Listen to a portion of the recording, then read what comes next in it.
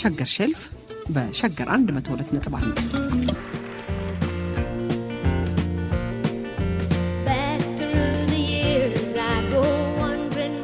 የቴኒሲዋ የካንትሪ ሙዚቃ አቀንቃኝና የመድረኩ ንግሥት ዶሊ ፓርተን ሰሞኑን በ80 ዓመቷ አረፈች።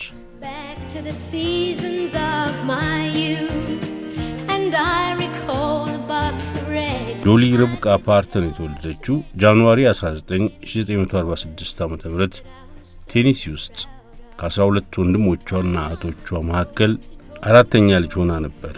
ቤተሰቦቿ እጅግ በጣም ድሃ ነበሩ። ኮት ኦፍ ሜኒ ከለርስ ትንሽ ልጅ ሆና ትምህርት ቤት ሳለች የክፍል ጓደኞቿ የቤት ስሪት በሆነ ኮቷ ሲያሾፉባት የነበረውን አጋጣሚ ነበር የዘፈነችው። በ1969 ቱር ላይ ሆና አውቶቡስ ውስጥ ነበር የጻፈችው። ዶሊ ፓርተን እንደ ካንትሪ ወይም ሀገረኛ ሙዚቃ ደራሲና ዘፋኝ ሀገረኛ ዘፈን ወይም ካንትሪ ሙዚቃ ወደ ፖፕ ሙዚቃ የቀየረች የካንትሪ ሙዚቃ አብዮት የፈጠረች ስኬታማ ጠቢብ ነበረች ይሏታል። ዶሊ በሙዚቃ ደራሲነትና በድምፃዊነት ብቻ ሳይሆን በተዋናይነትም በንግድ ዓለም እንቅስቃሴም በበጎ አድራጎትም የተወደሰችና የተሞገሰች ሰው ነበረች። በቤተሰቧ ውስጥ ሙዚቃ ነበር። እናቷ አቪሊ ሁልጊዜም የባህል ዘፈኖችን ትዘፍን ነበር። አክስቷ ደግሞ ጊታር ትጫወትና ዘፈኖችን ትጽፍ ነበር። ከ6 ዓመቷ ጀምሮ አያቷ ፓስተር በነበረበት የሰፈራቸው ቤተክርስቲያን ውስጥ ትዘምር ነበር። እንደ አውሮፓ አቆጣጠር በ1959 የ13 ዓመት ልጅ እያለች ፓርተን ካጎቷ ቢል ጋራ በናሽቪል ትልቅ ትርኢት አቅርባ ነበር። በ1964 የሁለተኛ ደረጃ ትምህርቷን ካጠናቀቀች በኋላ የዘፈን ስራዋን ለመጀመር ወደ ናሽቪል ተዛወረች እና የወደፊት ባለቤቷን ካርል ዲንን ያገኘችው እዛው ነበር። ከ2 ዓመት በኋላ ተጋቡና በ2025 በሕይወት እስኪለያት ድረስ አብረው ኖረዋል። ነገር ግን ልጅ አልወለዱም።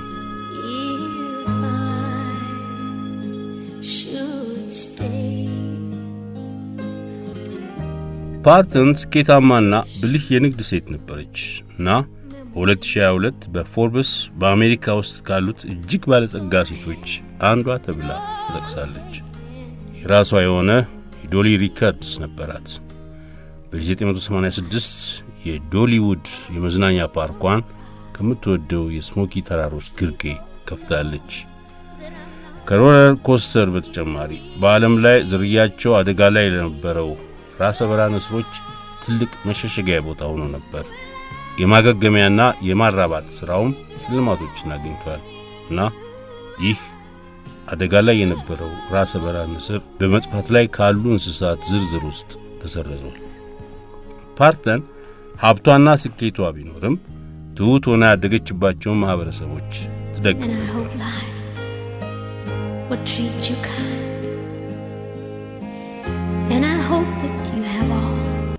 ማንበብ ሆነ መጻፍ በማይችል አባቷ ስም በ1999 ዓ.ም ቤተ መጻሕፍትን አስጀመረች።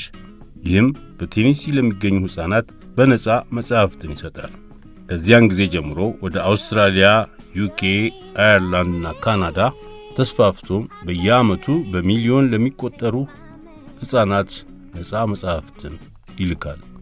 ዶልዊድ ፋውንዴሽን ድርጅቷ ለስኮላርሺፕ፣ ለሆስፒታሎች፣ ለጎርፍና የዱር እሳት ሰለባዎች የገንዘብ ድጋፍ አድርጓል። እንደ አውሮፓ አቆጣጠር በ2020 የኮቪድ-19 ወረርሽኝ ዓለምን ሲያጠቃ ፓርተን ለቫንደርቤልት ዩኒቨርሲቲ የሕክምና ማዕከል $1 ሚሊዮን ለገሰች። ይህም ለዘመናዊ ክትባት ትልቅ ድጋፍ አድርጓል። ዶሊ ፓርተን በዓለም ላይ እጅግ በጣም ተወዳጅና ዝነኛ የነበረች የጥበብ አድባር ነበረች። ነፍሷ በሰላም ትረፍ።